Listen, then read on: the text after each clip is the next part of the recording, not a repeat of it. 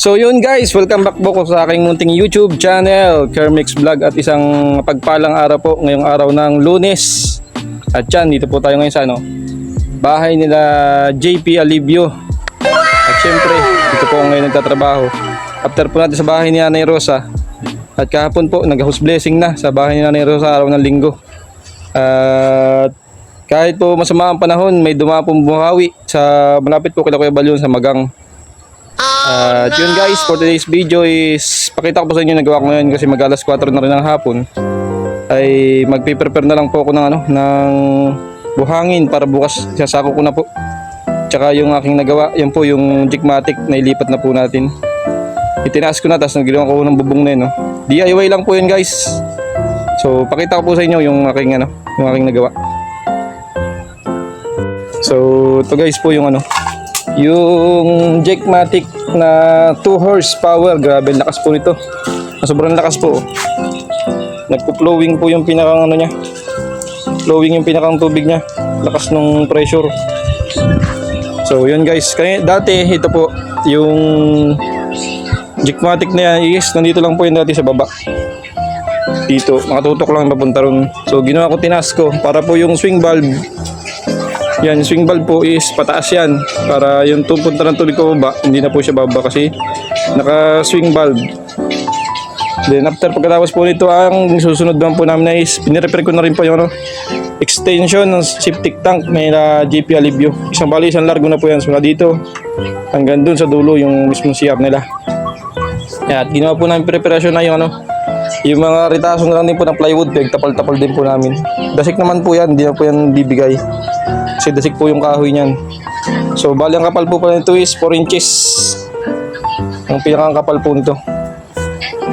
Tapos syempre hindi ko po muna sinagad. Yan guys, kung makikita niyo po, hindi ko po muna sinagad yung butas.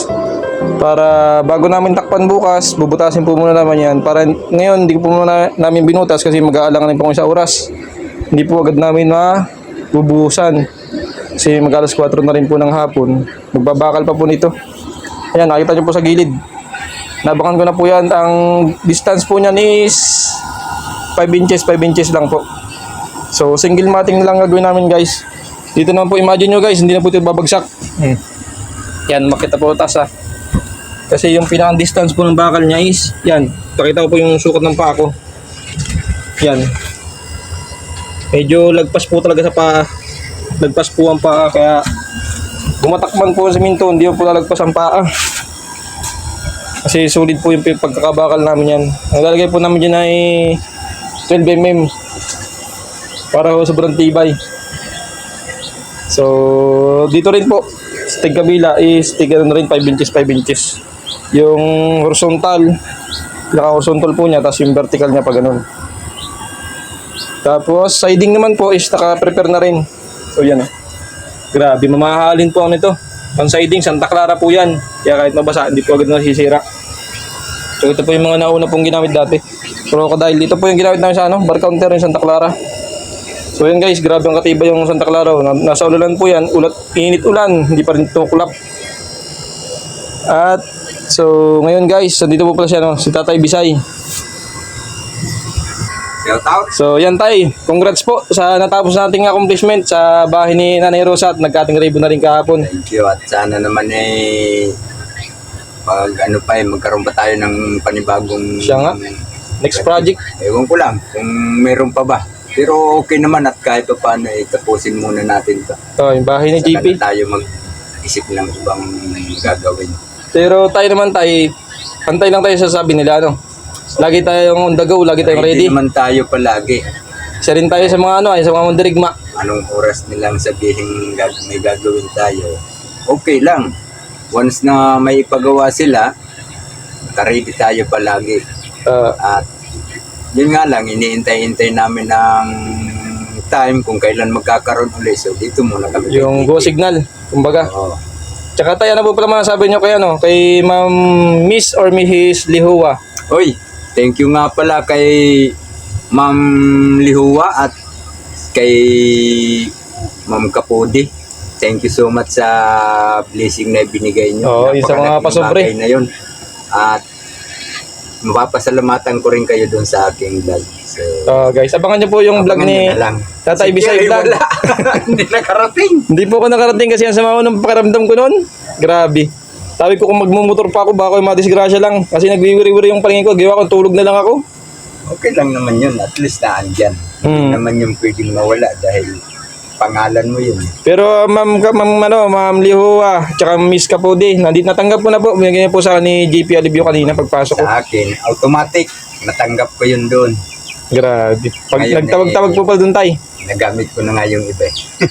Tapos na kayo? Yung sa akin, hindi pa po. Ayo. Sir, Bakit po tay? construction ba talagang trabaho mo? Bakit naman po tay? Kasi wala naman sa itsura mong mag-construction eh. Oh? Ang ganda ng lalaki mo kasi. I didn't have a prayer. Ay. Tatay Bisay naman. Totoo nga yan. Magtingin mo dyan sa salamin. I didn't have a prayer. Didn't have a clue. Diba?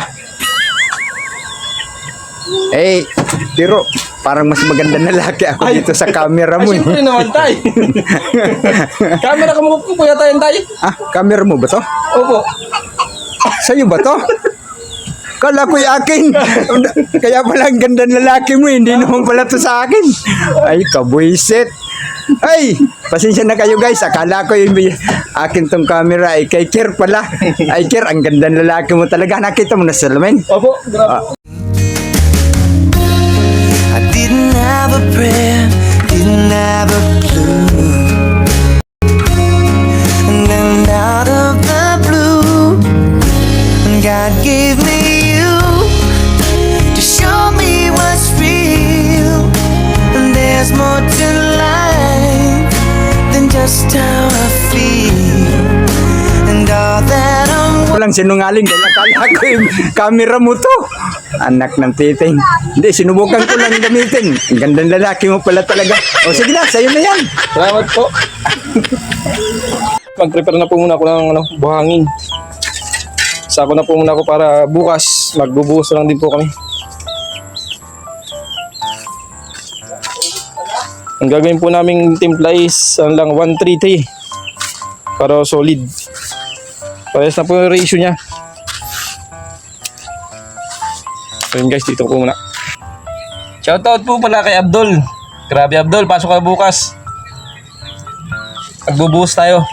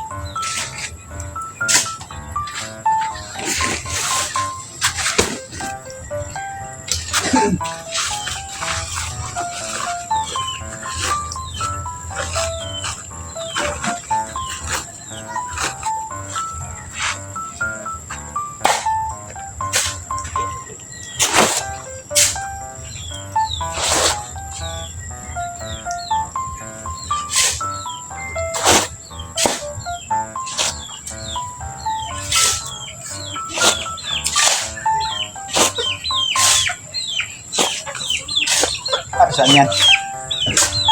Magbuhos ko dyan. Pas, takal-takal na.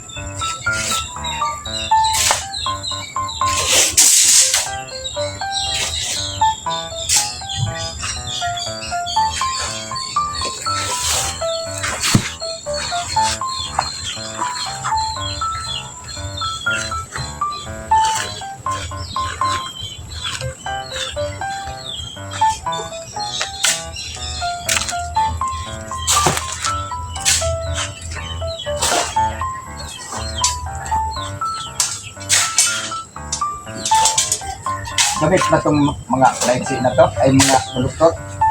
Tay, sakto yung kurpit tay.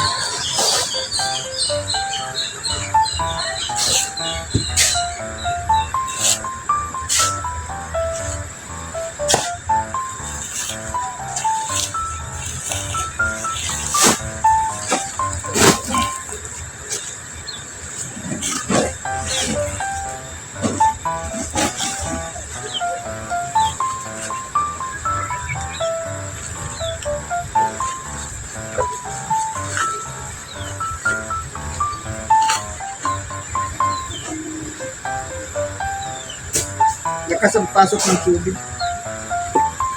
Malakas ang pasok ng tubig. Ang problema, madali ring nabalik.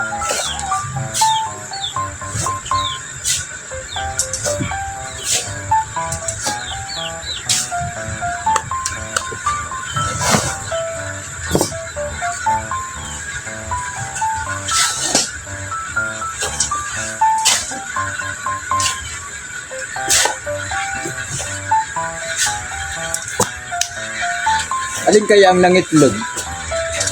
Kapulot si may isla ng ano eh. Itlog eh. Nangingitlog na yata ito. Kaya kapulo tay. Ay. Yun, may CR. Ito yata ang nangitlog oh. Tulang-tulang mukha.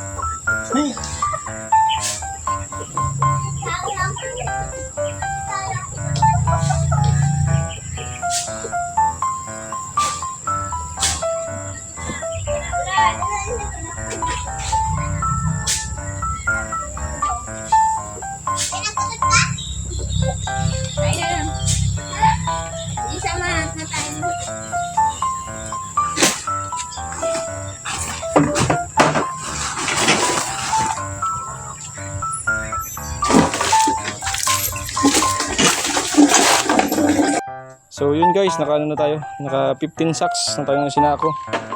At siguro baka kulangin man to, mga 3 sako na nito bukas, kaya 15 sacks lang to muna. Kasi mas kailangan po namin yung binistay. Tagaw kami ng tiles sa taas. So bukas, abang-abang na lang po sa pagbuhos namin ng ano. Baka po bukas si Abdul kasi alas 4 na rin po ng hapon. At maglilinis na lang po kami ng aming mga paggawaan para dito po sa bahay nila JP Alivio at Ate Isla Bonita. So yun guys, maraming salamat po sa panonood at God bless po sa inyong lahat. Siyempre, please support na rin po my YouTube channel, Kermix Vlog, at sa ating mga kasamahan. At saka po sama ng Kalingap, si Kuya Bal Santos Matubang, Ate Edna, Kalingap Rab, at kay JP Alivio at Isla, Tatay Bisay, at kay sa asawa po niya kay Raymundo Dacuba. Kaso bihira na rin po sila mag-upload guys. So maraming salamat po sa lahat and God bless.